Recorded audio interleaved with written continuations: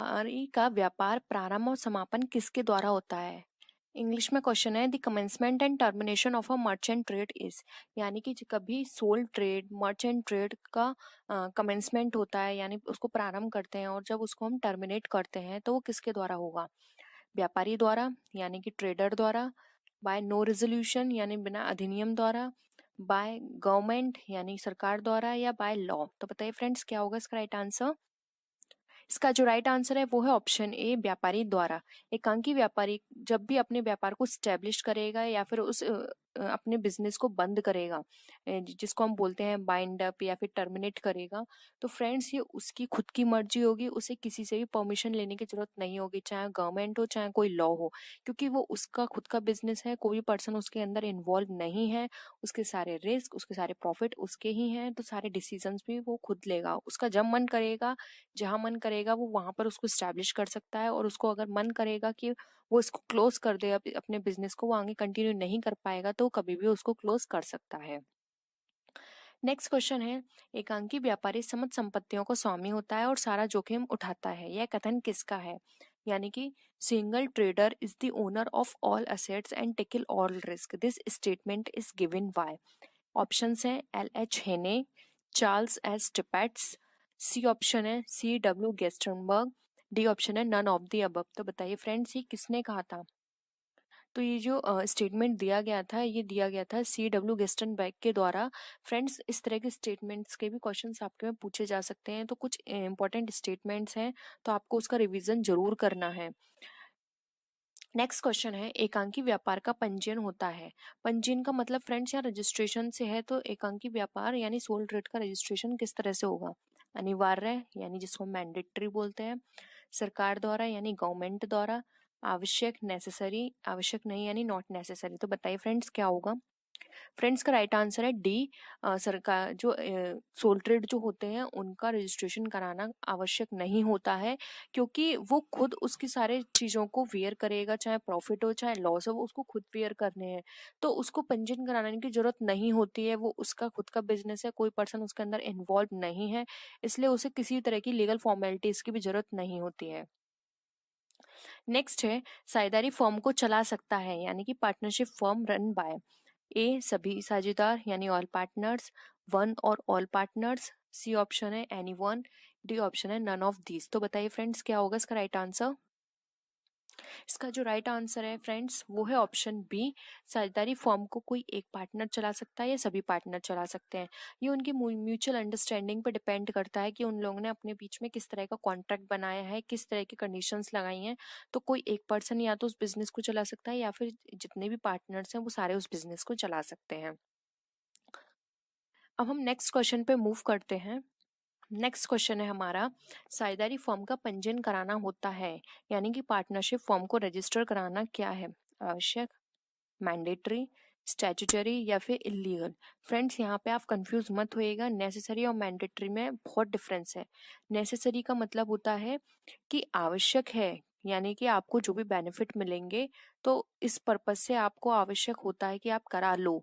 लेकिन मैंडेटरी में यह है कि आपको 100% गवर्नमेंट की ये प्रोविजन है कि आपको कराना ही है, अगर आप नहीं कराओगे तो आपका बिजनेस स्टार्ट नहीं होगा। तो मैंडेटरी और नेसेसरी में बहुत डिफरेंस है। तो फ्रेंड्स ठीक से आंसर दीजिएगा, इसलिए मैंने इस दो ऑप्शंस को यहाँ पे इंक्लूड किया है, जिससे कि आप कंफ्यूज ना हो।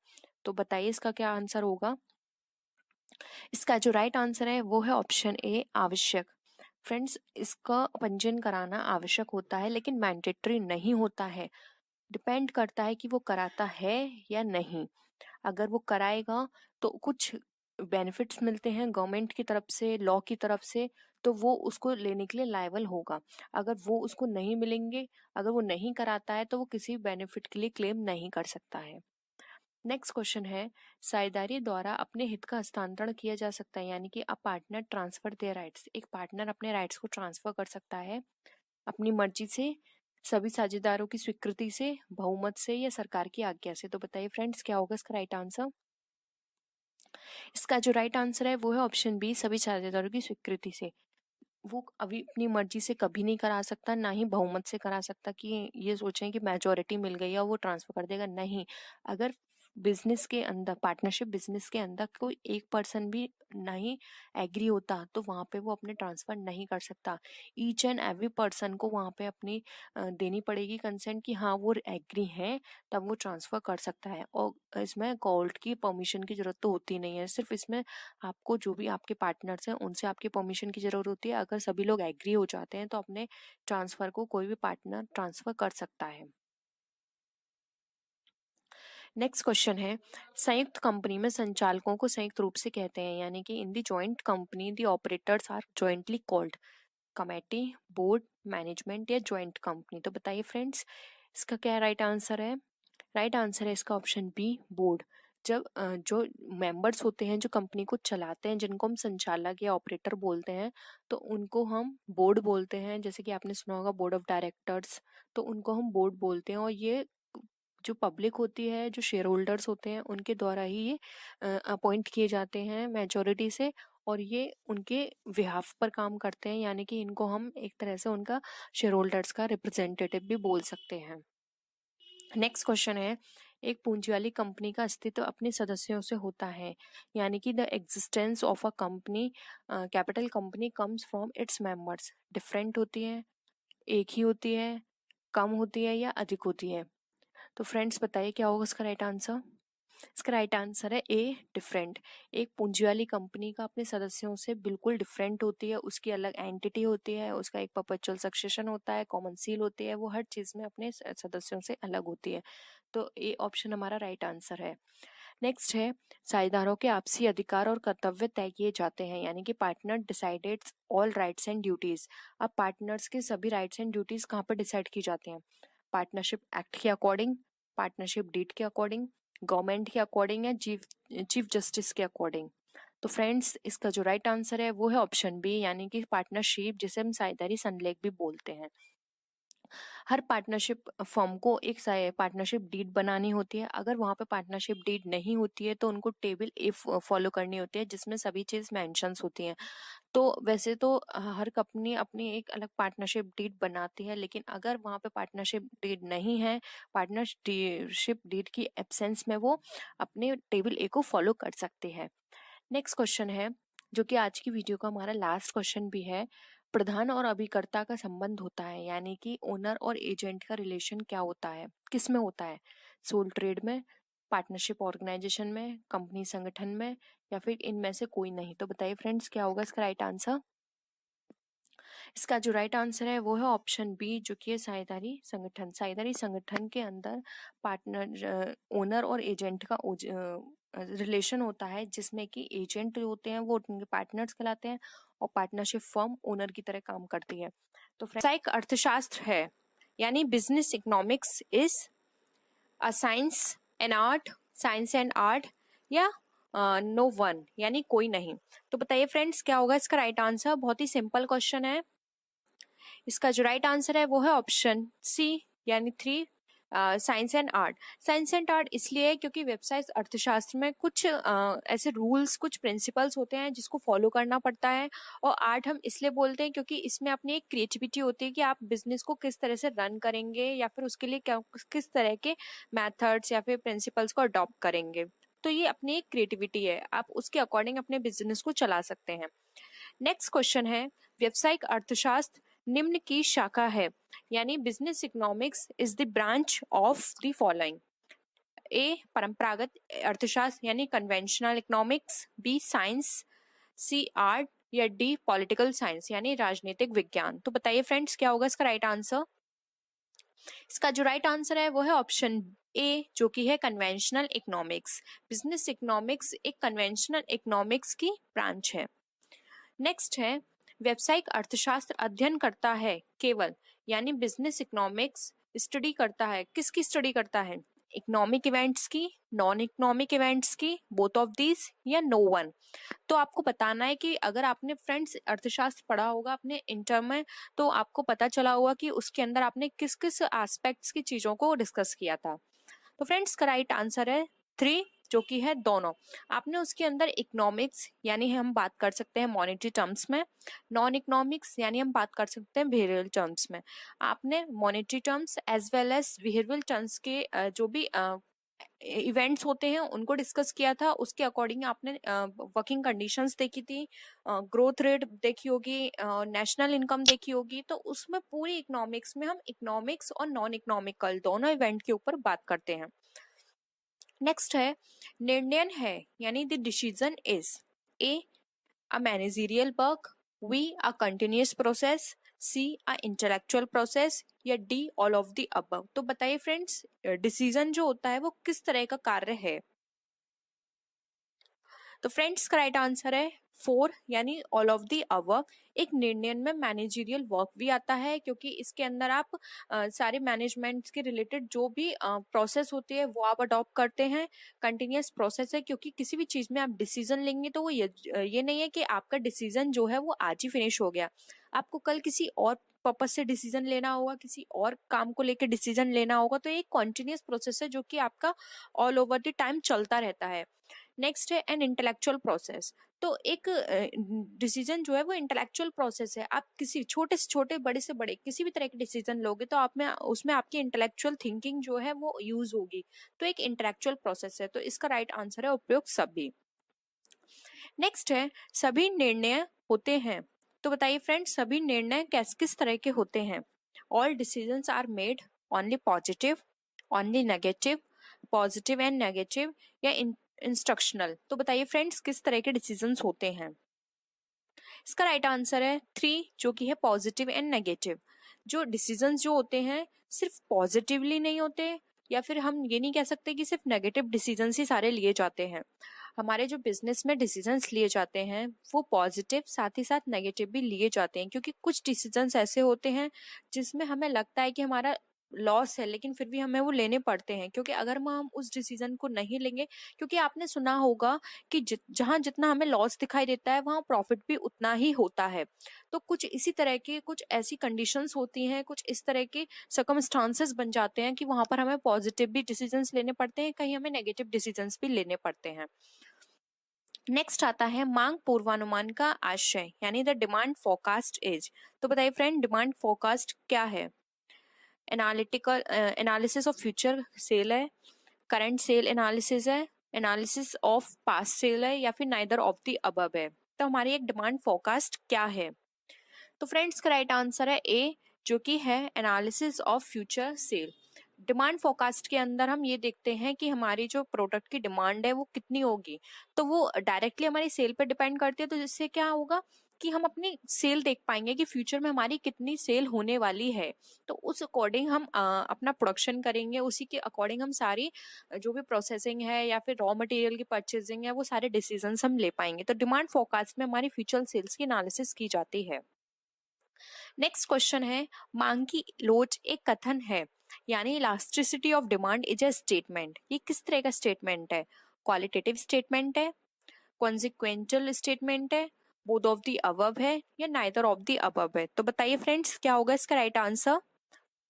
फ्रेंड्स, इलास्टिसिटी ऑफ डिमांड एक कॉन्सिक्वेंशियल स्टेटमेंट है, जिसके अंदर हम डिमांड, अगर हम आपने देखा होगा कि जब भी हम किसी चीज की इलास्टिसिटी ऑफ डिमांड की बात करते हैं तो हमें वहां पे पता चलता है कि जब भी हमारे प्राइस में किसी भी तरह के कोई चेंजेस होंगे तो हमारी डिमांड पे क्या इफेक्ट पड़ेगा, यानी वो हमें एक परिणाम बताता है। तो डिमांड और इलास्टिसिटी ऑफ डिमांड एक तरह से हमारा एक कॉन्सिक्वेंशियल स्टेटमेंट है। ठीक है। नेक्स्ट है मांग की लोच प्रभावित होती है। तो फ्रेंड्स, मांग की लोच हमारी किससे प्रभावित होती है? नेचर ऑफ द ऑब्जेक्ट से, बायर्स ग्रुप से, वैल्यू ऑफ द फर्म से, या फिर ऑल ऑफ द अबव से? तो फ्रेंड्स का राइट आंसर है डी, यानी कि उपयुक्त सभी। देखिए फ्रेंड्स, मांग की जो लोच है यानी डिमांड जो है हमारी, वो डिपेंड करती है हमारी नेचर ऑफ द ऑब्जेक्ट, यानी हमारे प्रोडक्ट है वो किस तरह का है। ठीक है। और साथ ही साथ बायर्स ग्रुप पे भी, अगर किसी मार्केट में बायर्स उस पर्टिकुलर एरिया में कम है तो वहां पे हमारी डिमांड क्या होगी? कम होगी। लेकिन अगर हम किसी प्रोडक्ट को अपने इस तरह से उस मार्केट में सेल कर रहे हैं जहाँ पे बायर्स बहुत हैं, तो वहां पे क्या होगी? ऑफ कोर्स हमारी डिमांड जो है वो इंक्रीज हो जाएगी। साथ ही साथ वस्तु का मूल्य, अगर हमारे प्राइस जो हैं किसी भी प्रोडक्ट के वो इस तरह के हैं कि जिस भी एरिया में हम उसको सेल कर रहे हैं वहाँ पे वो अफोर्डेबल है, हर पर्सन उसको अफोर्ड कर सकता है, तो ऑफ कोर्स हमारे वहाँ पे प्रोडक्ट जो है उसकी डिमांड बढ़ेगी। लेकिन अगर हमने अपने प्रोडक्ट की जो प्राइस है वो बहुत हाई रख दी है तो किसी कोई भी पर्सन उसको अफोर्ड नहीं कर पाएगा, तो वहाँ पे क्या होगी, डिमांड हमारी डिक्रीज हो जाएगी। तो ये सारे फैक्टर्स जो है वो इफेक्ट करते हैं इलास्टिसिटी ऑफ डिमांड में। नेक्स्ट है पूर्ति से आशय है, यानी सप्लाई मीन, सप्लाई का मतलब क्या होता है, उत्पादित माल की मात्रा यानी क्वांटिटी ऑफ प्रोडक्ट या stock of goods produced, quantity of available goods for sale, या फिर the sum of the produced and imported goods. तो बताइए फ्रेंड्स, पूर्ति यानी सप्लाई से आपका क्या आशय है। तो फ्रेंड्स का राइट आंसर है 3, जो कि है quantity of available goods for cell. जो भी हमारे पास किसी भी प्रोडक्ट की अवेलेबिलिटी होगी तभी तो हम उसको सप्लाई कर पाएंगे। तो अगर हमारे पास किसी प्रोडक्ट की सेल करने के लिए जो क्वांटिटी हमें चाहिए वो हमारे पास अवेलेबल है तो वो हमारी सप्लाई को बताता है। नेक्स्ट क्वेश्चन है, कृषि उत्पादन की पूर्ति निर्भर करती है, यानी कृषि उत्पादन की जो पूर्ति है वो किस पे निर्भर करती है, natural causes, tax treaty policy, technological development या value of other things. Friends देखो यहाँ पर बहुत सारी चीजें हैं जो कि हमारे माइंड में यहाँ पे घूमेंगी कि इसका क्या आंसर हो सकता है, लेकिन हमें इन 4 ऑप्शंस में से डिफाइन करना है कि कौन सा आंसर जो है वो हमें ज्यादा लगता है कि ये हाँ ये हो सकता है। देखिए, टैक्स ट्रीटी पॉलिसी बिल्कुल नहीं हो सकती। तकनीकी विकास, विकास ये डिपेंड करता है कि एरिया कौन सा है, तो हम ये नहीं बोल सकते कि हमारी जो सप्लाई ऑफ एग्रीकल्चर प्रोडक्शन है वो तकनीकी विकास से हमारे डिपेंड करेगी। वैल्यू ऑफ अदर थिंग्स ये भी हम नहीं बोल सकते। तो इसका जो राइट आंसर है वो है प्राकृतिक कारण, नेचुरल कॉजेज से हमारी जो सप्लाई ऑफ एग्रीकल्चर प्रोडक्शन है वो डिपेंड करती है। क्योंकि जिस तरह का हम एग्रीकल्चर कर रहे हैं, क्रॉप कर रहे हैं, अगर उस तरह का हमारे पास एनवायरमेंट नहीं है, नेचुरल कॉजेज वहां पे बहुत ज्यादा है, तो वहां पर क्या होगा, हमारा प्रोडक्शन नहीं हो पाएगा, प्रोडक्शन नहीं होगा तो हम उसको सप्लाई नहीं कर पाएंगे। तो हमारे जो नेचुरल कॉजेज हैं वो हमारे ज्यादा निर्भर करते हैं। नेक्स्ट है पूर्ति के नियम का आशय, यानी law of supply means quantitative, qualitative, both of the above या नाइदर ऑफ द अबव। तो पूर्ति के नियम का क्या आशय है, तो फ्रेंड्स पूर्ति के नियम का यहाँ पर आशय है क्वालिटेटिव, जो कि हमारा ऑप्शन 2 है करेक्ट। नेक्स्ट है सम विच्छेद बिंदु से क्या आशय है, यानी ब्रेक इवन पॉइंट मीन्स, आपने पढ़ा होगा फ्रेंड्स ब्रेक इवन पॉइंट क्या होता है, no profit no loss at production और सेल्स लेवल, या फिर बी प्रॉफिट एट प्रोडक्शन और sales level, C loss at production और सेल्स लेवल, या फिर 4 नाइदर ऑफ द अबव। तो बताइए फ्रेंड्स क्या होगा इसका राइट आंसर। इसका जो राइट आंसर है वो है ऑप्शन ए, जिसमें नो प्रॉफिट नो लॉस होता है प्रोडक्शन और सेल्स लेवल पर। हमने पढ़ा था फ्रेंड्स कि ब्रेक इवन पॉइंट उस पॉइंट को बताता है जहां पर ना तो हमें प्रॉफिट होता है ना ही हमें लॉस होता है, ठीक है। नेक्स्ट है विक्रय मूल्य की कमी से क्या प्रभावित होता है, what is the impact of the selling price reduction. A equilibrium point, B security limit, C contribution, या D all of the above. तो बताइए फ्रेंड्स क्या होगा इसका राइट आंसर। फ्रेंड्स जब भी हम किसी प्रोडक्ट के प्राइस के मूल्य को कम करते हैं, ठीक है, तो वहां पर क्या होता है, ब्रेक इवन पॉइंट हमारा नहीं हो सकता, ना ही हमारा सिक्योरिटी लिमिट हो सकती है, अंशदान कंट्रीब्यूशन भी हमारा इतना इफेक्ट नहीं पड़ेगा। यहाँ पर ये सारे पॉइंट को हम इंक्लूड करना पड़ेगा, सिर्फ एक पॉइंट को लेकर नहीं बोल सकते कि इस पे डिपेंड करेगा या फिर इससे इम्पैक्ट पड़ेगा। ये सारे ही पॉइंट हमारे जो प्राइस का जो मूल्य डाउन होगा उस पर इम्पैक्ट करेंगे। तो इसका राइट आंसर है 4 उपरोक्त सभी। नेक्स्ट है व्यावसायिक अर्थशास्त्री सहायता करता है, यानी बिजनेस इकोनॉमिक्स हेल्प करता है to increase profit, to increase losses, all of the above या none of the above. Friends हम सब जानते हैं कि हम जब भी किसी बिजनेस को करते हैं तो वो बात अलग है कि अब आज जो हमारा जो ऑब्जेक्टिव बन गया है वो हो गया है फर्स्ट सर्विस सेकंड प्रॉफिट, लेकिन ओवरऑल फिर भी हम प्रॉफिट की ही बात करते हैं। कोई भी बिजनेसमैन ये नहीं चाहेगा कि उसकी फॉर्म जब भी वो इस्टेब्लिश कर रहा है, क्योंकि सबको पता होता है कि स्टैब्लिश टाइम में ही हम प्रॉफिट लेके नहीं चल सकते, क्योंकि नई नई फॉर्म है, उसको मार्केट में स्टैब्लिश होने में टाइम लगेगा, गुडविल बनाने में टाइम लगेगा, लेकिन फिर भी वो ये एक्सपेक्ट करता है उसको फर्स्ट ईयर से ही प्रॉफिट हो।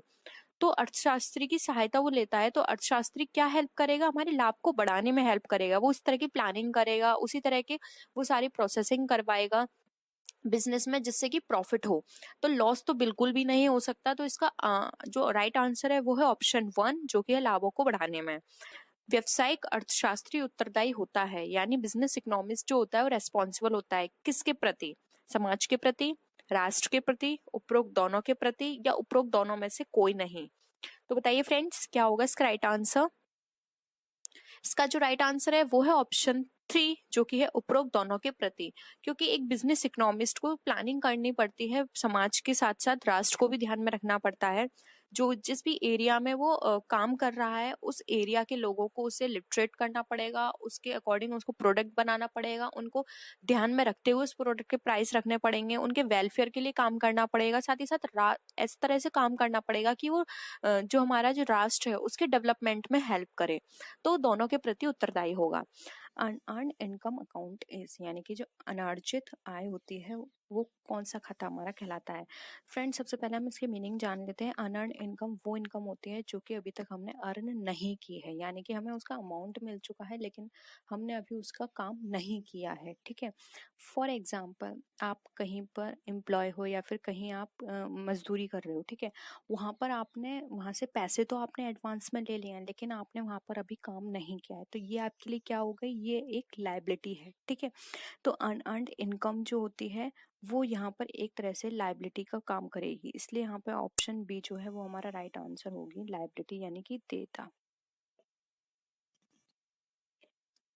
नेक्स्ट है डेप्रिसिएशन इज प्रोवाइडेड ऑन। अब डेप्रिसिएशन जो होता है वो किस पे प्रोवाइडेड ऑन का मतलब यहाँ पर ये है किस पर लगाया जाता है। ऑप्शंस हैं fix assets, outward charges, current assets या फिर इंटेंजिबल असेट्स। तो देखिए, करंट असेट्स, आउटवर्ड चार्जेस ये तो बिल्कुल कट जाता है क्योंकि इससे तो बिल्कुल ही मतलब नहीं है। अब आता है हमारे पास दो ऑप्शंस बचते हैं, फिक्स असेट्स और इंटेंजिबल असेट्स। तो फ्रेंड्स, यहाँ पर देखिए, यहाँ पर डेप्रिसिएशन वर्ड यूज किया गया है, इसलिए डेप्रिसिएशन जो लगती है वो हमारी फिक्स असेट्स पे लगती है। जैसे कि हमारा हो गया प्लांट एंड मशीनरी, हमारी हो गई बिल्डिंग, हमारी हो गई मशीनरी, ये क्या हो गई हमारे लिए फिक्स असेट्स है। तो राइट आंसर हो जाएगा ए। अब आप यहाँ पर बात करेंगे इंटेंजिबल असेट्स की। तो फ्रेंड्स, इंटेंजिबल असेट्स पे जो लगते हैं उसे बोलते हैं अमोर्टाइजेशन। तो आप उसकी स्पेलिंग लिख लीजिए, अमोर्टाइजेशन बोलते हैं उसको। ठीक है। ये लगता है हमारा इंटेंजिबल असेट्स पे, ये भी एक तरह से मूल्य ह्रास ही होता है। तो अमोर्टाइजेशन किया जाता है इंटेंजिबल पर, और जो टेंजिबल होते हैं उस पर किया जाता है डेप्रिसिएशन। ठीक है, तो इतना आप नोट कर लीजिए। अब नेक्स्ट क्वेश्चन पे आते हैं। Heavy advertising to launch a new product ऐसा। अब जो हमारे हैवी एडवर्टाइजमेंट किया गया है एक बड़े प्रोडक्ट को लॉन्च करने के लिए, तो देखिए यहाँ पर कैपिटल एक्सपेंडिचर का पार्ट कहलाएगा, ये रेवेन्यू एक्सपेंडिचर का, डेफर्ड रेवेन्यू एक्सपेंडिचर या फिर अदर एक्सपेंडिचर। तो फ्रेंड्स देखिए, कैपिटल एक्सपेंडिचर हमारे वो एक्सपेंडिचर होते हैं जो कि हमें लॉन्ग टाइम तक हमारे को बेनिफिट देते हैं। रेवेन्यू एक्सपेंडिचर वो होते हैं जो कि हमारे शॉर्ट टाइम के लिए हमें बेनिफिट देते हैं, जैसे कि रिपेयर हो गई। ठीक है। और अब देखिए यहाँ पर बात आती है अदर एक्सपेंडिचर की, तो ये अदर एक्सपेंडिचर का पार्ट नहीं है। हैवी एक्सपेंडिचर हमारा जो होता है लॉन्ग टाइम के लिए हमें बेनिफिट देता है, लेकिन हम इसको एक बार में शो नहीं कर सकते, क्योंकि अगर हमने एक बार में शो किया तो हमारी जो बैलेंस शीट है वो बहुत गलत हमारी पिक्चर शो करेगी हमारी कंपनी की, और हमारा प्रॉफिट भी बहुत कम दिखाएगी, जो कि एक नेगेटिव पॉइंट होगा हमारे इन्वेस्टर्स के लिए। ठीक है। क्योंकि इसलिए अगर गलत इमेज ना जाए, हमारा प्रॉफिट कम शो ना करे, इस वजह से जो हमारे हैवी एडवर्टाइजमेंट होते हैं उनको हम डेफर्ड रेवेन्यू एक्सपेंडिचर की तरह ट्रीट करते हैं, और इन एक्सपेंडिचर को हम कुछ सालों में धीरे धीरे करके राइट ऑफ करते हैं। फॉर एग्जाम्पल, अगर हमारे पास 5 लाख का ये है, ठीक है, एक्सपेंडिचर, तो हम इसको आप 5 से 10 साल के अंदर राइट ऑफ करेंगे, थोड़ा थोड़ा करके, जैसे हर साल हम इसको 50,000 करके राइट ऑफ करेंगे। ठीक है। तो ये कंपनी पर डिपेंड करता है कि वो किस तरह से राइट ऑफ करिए, लेकिन वो कुछ टाइम पीरियड ले लेती है कि 5 से 10 साल में हमें इसको राइट ऑफ करना है धीरे धीरे करके। तो इस तरह के एक्सपेंडिचर हमारे डिफर्ड रेवेन्यू एक्सपेंडिचर कहलाते हैं, इसलिए ऑप्शन 3 यहाँ पे इसके अकॉर्डिंग राइट आंसर है। आई होप ये कॉन्सेप्ट आपको क्लियर हुआ होगा। नेक्स्ट आते हैं अकाउंट्स रिसीवेबल इंक्लूड्स। अब जो अकाउंट्स रिसीवेबल्स होते हैं, यानी कि प्राप्य खातों में हम क्या क्या चीज़ों को शामिल करते हैं। तो देखिए, ऑप्शन है हमारे sundry debtors, bill receivable, promissory note और ऑल ऑफ दी अबव। तो फ्रेंड्स देखिए यहाँ पर अगर हम अकाउंट्स रिसीवेबल की बात करें तो देखिए ये सारी ही चीज़ें जैसे कि विविध देनदार, बिल्स रिसीवेबल, प्रॉमिसरी नोट, ये सारे ही हमारे अकाउंट रिसीवेबल का पार्ट होते हैं। इसलिए यहाँ पे ऑप्शन 4 जो है ऑल ऑफ दी अबव ये हमारा राइट आंसर हो जाएगा। नेक्स्ट क्वेश्चन पे आते हैं। Provision for bad debt is calculated on. अब जो प्रोविजन होता है बैड डेट के लिए वो किस पे कैलकुलेट किया जाता है? तो फ्रेंड सबसे पहले आपको ये समझना होगा बैड डेट क्या होता है। तो फ्रेंड बैड डेट वो होता है जो भी हमारे डेटर्स होते हैं वो हमें जब हमारा जो पैसा है वो हमें नहीं चुका पाते हैं तो हम उसको बैड डेट में डाल देते हैं, यानी कि अब ये इनसे हमें पैसा नहीं मिलेगा। तो उस लॉस को मीट आउट करने के लिए एक प्रोविजन बनाया जाता है बैड डेट के नाम से। अब कोई भी ऐसा देनदार जो हमें पैसा नहीं देता है तो उस टाइम हमें बहुत लॉस होगा, तो अगर हमने पहले से प्रोविजन बना के रखा होगा तो वहां से हम इसको कंपनसेट कर लेंगे, ठीक है। तो प्रोविजन और बैड डेट जो होता है वो कैलकुलेट किया जाता है, वो हमारे डेटर्स पे किया जाता है, ठीक है। तो ऑप्शन 4 यहाँ पर हमारा क्या हो जाएगा? ऑप्शन 4 यहाँ पे हमारा राइट आंसर हो जाएगा। I hope it is clear to all of you, ठीक है। नेक्स्ट आते हैं, an example of revenue expenditure is. अब एक रेवेन्यू एक्सपेंडिचर का आपको एग्जाम्पल बताना है। मैंने आपको बताया था रेवेन्यू एक्सपेंडिचर जो होते हैं वो हमें शॉर्ट टाइम के होते हैं, जैसे कि रिपेयर हो गया, ये क्या करते हैं हमें शॉर्ट टाइम में हमें बेनिफिट देते हैं, लॉन्ग टाइम के लिए बेनिफिट नहीं देते हैं इस तरह के एक्सपेंडिचर, जैसे कि purchase of land, salaries, lease या फिर परचेस ऑफ बिल्डिंग। अब देखिए यहाँ पर एग्जाम्पल कुछ इस तरह के हैं तो आप इजीली बता सकते हैं। तो देखिए यहाँ पर परचेस ऑफ लैंड है, ये हमारे लिए हाई है, ठीक है, हाई अमाउंट का एक्सपेंडिचर है। ये हमारा कैपिटल नेचर का है, इसको कैपिटल एक्सपेंडिचर बोलेंगे, क्योंकि देखिए परचेस ऑफ लैंड है, ये हमें बहुत टाइम तक, सालों तक, कई जनरेशन्स तक हमें बेनिफिट करेंगी, ठीक है, क्योंकि लैंड कोई खराब होने वाली चीज़ नहीं है, हम इस पर बहुत जनरेशन्स तक बेनिफिट कर सकते हैं, बिजनेस कर सकते हैं और प्रॉफिट कमा सकते हैं। तो ये कैसा हो गया? हमारा कैपिटल एक्सपेंडिचर हो गया, तो ये ऑप्शन कट जाता है हमारा। अब आता है purchase of building. Again purchase of building हमारा कैपिटल एक्सपेंडिचर का नेचर का है, तो ये भी ऑप्शन कट जाता है क्योंकि ये भी हमें बहुत टाइम तक बेनिफिट प्रोवाइड करेगा। लीज पट्टे पर लिया है, ये भी इसका टाइम पीरियड भी काफ़ी है, ये भी कैपिटल एक्सपेंडिचर का है। अब बात आती है रेवेन्यू एक्सपेंडिचर। तो देखिए सैलरी जो होती है वो डेली बेसिस पर दी जाती है, मंथली बेसिस पर दी जाती है, तो ये एक्सपेंडिचर हमारा क्या है, इतना हमें लॉन्ग टाइम में भी बेनिफिट नहीं करेगा, तो ये हमारा रेवेन्यू नेचर का है। ऑप्शन बी यहाँ पे हमारा राइट आंसर है। नेक्स्ट क्वेश्चन है, when a bill is drawn by A on B. अब एक बिल है जो कि ए के द्वारा ड्रॉ किया गया है बी पर, it is debited in the books of A to. अब ये डेबिट किया जाएगा ए की बुक में किस नाम से, ठीक है, कैश अकाउंट के, बीज अकाउंट के नाम से, बिल्स रिसीवेबल अकाउंट्स या फिर बिल्स पेबल अकाउंट के नाम से। तो आपको ये बताना है। तो देखिए यहाँ पर अगर हम बात करें तो इसके राइट आंसर की ऑप्शन बी राइट आंसर होगा, बिल्स रिसीवेबल अकाउंट्स, यानी कि इसने रिसीव किया है, बिल रिसीवेबल अकाउंट के नाम से ये डेबिट किया जाएगा, ठीक है। और अगर हम बात करें तो बी की बुक में क्या हो जाता है, बिल पेबल अकाउंट, ठीक है। तो ऑप्शन 3 यहाँ पे हमारा राइट आंसर होगा। नेक्स्ट आते हैं, अगेन इसी तरह का हमारे पास एक और क्वेश्चन है, when a bill drawn by A on B and retained till the date of maturity is dishonored on the due date। Maturity तक रखा गया है, कॉमा है यहाँ पे friends, and dishonoured on the due date, it is debited in the books of A to. यानी कि एक बिल था जो कि ए ने ड्रॉ किया था बी के नाम से और उसने उसको मैच्योरिटी डेट तक रखा, लेकिन जो ड्यू डेट आई वहां पर वो बिल क्या हो गया, डिसऑनर हो गया। तो डेबिट किया जाएगा ए की बुक में किस नाम से, बिल रिसीवेबल अकाउंट के नाम से, बी अकाउंट के नाम से, बिल्स पेबल अकाउंट या फिर कैश अकाउंट के नाम से। अब आपको ये बताना है। तो देखिए यहाँ पर अगर हम इसकी राइट आंसर की बात करें तो राइट आंसर हो जाएगा ऑप्शन नंबर बी के नाम से, बी अकाउंट इस नाम से ये डेबिट किया जाएगा, क्योंकि फ्रेंड्स अब यहाँ पर बी जो है वो क्या हो गया, डेटर बन गया उसका, क्योंकि बिल डिसऑनर हो गया। अब वो पैसा किससे लेगा, बी से लेगा, इसलिए उसने बी का अकाउंट क्या किया, डेबिट किया है। तो बीज अकाउंट डेबिट हो जाएगा और क्रेडिट में क्या चले जाएगा, बिल्स रिसीवेबल अकाउंट चला जाएगा, ठीक है। तो आई होप ये भी आपको क्वेश्चन क्लियर हुआ होगा। एंट्री हो जाएगी B's account debit to bill receivable account, ठीक है। अगेन एक और हमारे पास क्वेश्चन है, when a bill drawn by A and B. A ने ड्रॉ किया बी पर, और बी ने उस बिल को क्या कर दिया, एंडोर्स कर दिया सी को। अब वो क्या हो गया, ड्यू डेट पे डिसऑनर हो गया। It is credited in the books of A. अब ए की बुक में किस नाम से क्रेडिट किया जाएगा, बैंक अकाउंट के नाम से, bill receivable account, bank for collection of bills account, या फिर सीज अकाउंट के नाम से। तो देखिए एक बिल था, किसने, बी, ए और बी का पार्टी थी, सी को वो एंडोर्स किया गया था इस बिल को।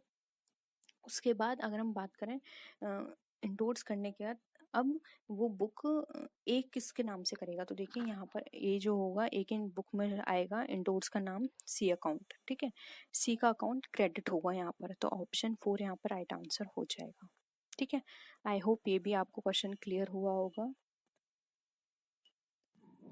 नेक्स्ट, ये लास्ट क्वेश्चन होगा, ठीक है, इसके बाद हम कुछ और सिंपल क्वेश्चंस करेंगे। When a bill is drawn by A, A ने ड्रॉ किया B पर, before the date of maturity B becomes insolvent, B अब क्या हो गया, इंसॉल्वेंट हो गया। Then in the books of A it is debited to, अब A की बुक में क्या डेबिट होगा, bill receivable account, bank account, B account, या फिर bank for collection of bills account. तो देखिए यहाँ पर कंडीशन थोड़ी अलग है, इन्होंने बिल ड्रॉ किया था और वो वहां पर क्या हो गया, वो क्या हो गया, इंसॉल्वेंट हो गया है बी। तो देखिए इंसॉल्वेंट हो गया है वो बात अलग है, लेकिन फिर भी बी का अकाउंट यहाँ पे क्या करेगा, वो डेबिट करेगा। बी क्या हो गया, उसके लिए देनदार की तरह है, तो यहाँ पे option B right, 3 right answer हो जाएगा। B's account debit to bill receivable account, ये एंट्री होगी। वो इंसॉल्वेंट हो गया, वो अलग मैटर है, फिर वो किस तरह से उससे वसूल करता है, क्या प्रोसीजर होता है, लेकिन यहाँ पर जो एंट्री होगी वो होगी बी के अकाउंट से। ठीक है, नेक्स्ट आते हैं, बिल्स आर ड्रॉन बाय। अब जो बिल्स हैं वो किसके द्वारा ड्रॉ किए जाते हैं, क्रेडिटर, डेटर्स, एजेंट्स, या फिर ब्रोकर्स के द्वारा। फ्रेंड्स एक और क्वेश्चन है मुझे आपके साथ डिस्कस करना है, इस क्वेश्चन के बाद हम उसको जरूर डिस्कस करेंगे। आप लोगों की वो जो हमारी प्रीवियस वीडियो थी उसमें बहुत लोगों की क्वेरी थी, बहुत छोटी चीज़ है, हम उसको अभी डिस्कस करेंगे। ठीक है, अभी मुझे एकदम याद आया वो, बिल्स आर ड्रॉन बाय। अब जो बिल्स होते हैं वो किसके द्वारा ड्रॉ किए जाते हैं, क्रेडिटर, डेटर्स, एजेंट, या ब्रोकर्स। तो देखिए राइट आंसर ऑप्शन ए वो होता है, क्रेडिटर्स के द्वारा ड्रॉ किए जाते हैं। ओके, देखिए फ्रेंड्स इससे पहले जो वीडियो थी बीआरएस की हमने डिस्कस की थी प्रीवियस वीडियो, अगर आपने नहीं देखे तो देख लीजिएगा, और अगर आप लोग देख रहे हैं और जिनकी क्वेरी है तो प्लीज़ कमेंट सेक्शन में बता दीजिएगा कि हाँ आपको क्वेरी थी और आपकी अब ये क्वेरी ठीक हो गई है। ठीक है फ्रेंड्स, उसमें हमने एक क्वेश्चन डिस्कस किया था कि बीआरएस जो है वो कौन प्रिपेयर करता है। ठीक है, उसमें ऑप्शंस थे, बैंक करता है, कस्टमर करता है, सेलर करता है, कुछ इस तरह के ऑप्शंस थे। तो मैंने वहाँ पे आंसर आपको बताया था कि कस्टमर ऑफ द बैंक, ठीक है, ये करता है, कस्टमर ऑफ द बैंक। वहाँ पर किसी का कमेंट था, मुझे नाम याद नहीं है कौन था, एक व्यूअर का कमेंट था कि जो ऑडिटर होता है वो बीआरएस प्रिपेयर करता है, कस्टमर नहीं, इस तरह का कुछ था। ठीक है, तो शायद उनको कंफ्यूजन होगा। तो फ्रेंड्स मैं आपको बता दूं, यहाँ पर हम बात कर रहे हैं बीआरएस को प्रिपेयर करने की। ठीक है, तो फ्रेंड्स बीआरएस वही प्रिपेयर करेंगे ना जिसका बैंक में अकाउंट होगा। ठीक है, ऐसा तो कोई पर्सन प्रिपेयर नहीं करेगा बीआरएस जिसका बैंक में अकाउंट नहीं है। ठीक है, तो मेरा कहने का मतलब यहाँ पर ये है, हम दो पार्टली लेके चल रहे हैं, एक लेके चल रहे हैं बैंक और एक लेके चल रहे हैं उस बैंक का कस्टमर।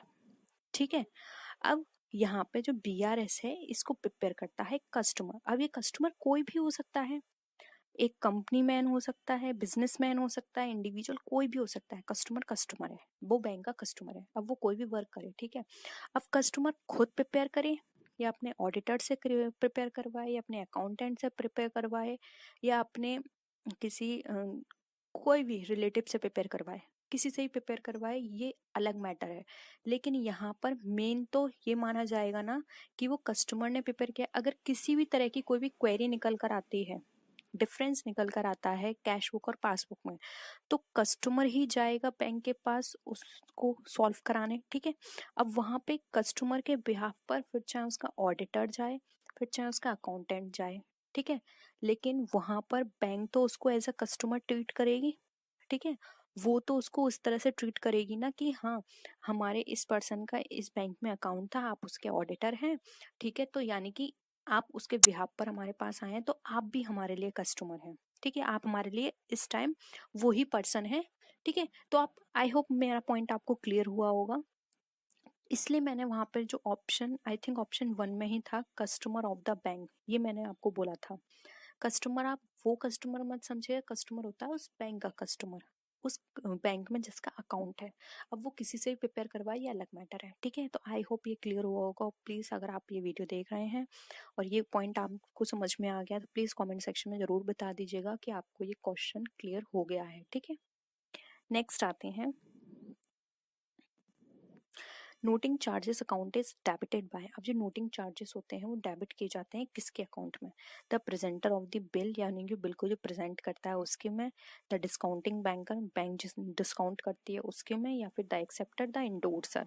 तो फिर यहाँ पर अगर हम नोटिंग चार्जेस की बात करें तो जो प्रेजेंट करता है बिल को बैंक में, उसके लिए नोटिंग चार्जेस होते हैं। फॉर एग्जाम्पल, ए ने ड्रॉ किया बी पर, बी ने क्या कर दिया, प्रेजेंट कर दिया वो बिल डिस्काउंटिंग कराने के लिए बैंक में।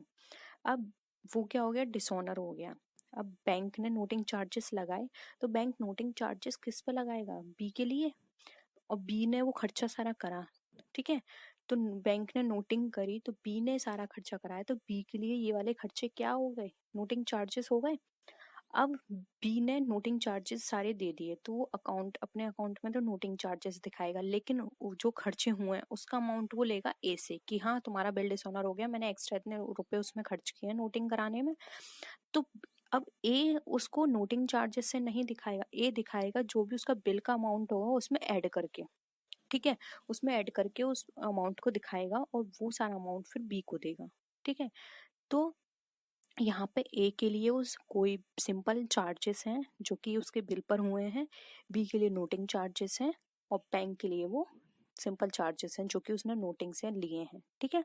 तो नोटिंग चार्जेस ट्रीट होता है जो प्रेजेंट करता है बिल बैंक में, ठीक है। तो ऑप्शन ए यहाँ पे हमारा राइट आंसर है। नेक्स्ट क्वेश्चन है, while discounting the bill debit should be given to. अब बिल में छूट देते समय डेबिट को क्या किया जाना चाहिए, bank account, bill receivable account, acceptor account, या फिर कैश अकाउंट। तो फ्रेंड्स यहाँ पर अगर हम बात करें while discounting the bill debit should B, तो यहाँ पर जो डेबिट होता है, अगर हम बात करें तो डेबिट हमारा किया जाना चाहिए bank account. Option A right है, ठीक है, क्योंकि यहाँ पर बैंक डिस्काउंटिंग करने में हमारे पास क्या आ रहा है, पैसा आ रहा है, ठीक है। ऑप्शंस के अकॉर्डिंग बैंक राइट आंसर हो जाए।